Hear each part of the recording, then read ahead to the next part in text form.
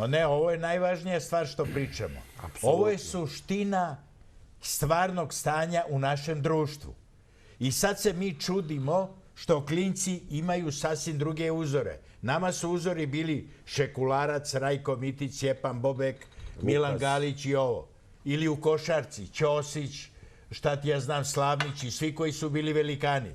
Sad kad upališ televiziju i kad vidiš kakve gluposti se dešavaju, to je neverovatno. Dajte malo da vam sunem vodu. Da se ne udavimo, mislim. Inače, ne možemo više ni da dišemo.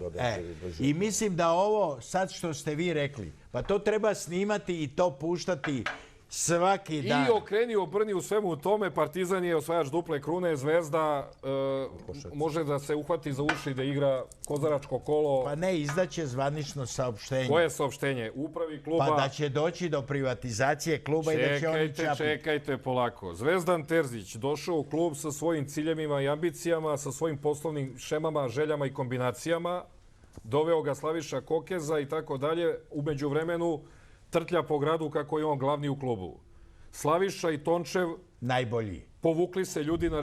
Oni su došli uz podršku premijera Vučića tada. Tako je. Posle 3 godine rada vide da to ničemu ne vodi. Čović našao nekoliko svojih navijača, radi kombinaciju da uz košarkaški klub drpi za sebe fudbalski klub. Džajić, on i ne zna šta radi. Znači, on je čudak posebnog kova. Sedi tu, vegetira, sedi u toj kancelariji, bez ikakvih planova, ambicija, samo sleže ramenima, bleji, dolazi i došao Čikadžaja. To ne znači ništa. Čikadžaja, što su vikali Partizanoci, da ne kaže nastavak, možda se slikaš. Znači, klub ne postoji. On suštinski ne postoji. Znači, nema plana. Evo, oni sad nemaju plan šta će biti u prelaznom roku, šta će se dešavati, počinje novo prvenstvo već u avgustu mesecu i tako dalje. Niko živi ne zna šta tamo radi. Vlada opšti haos.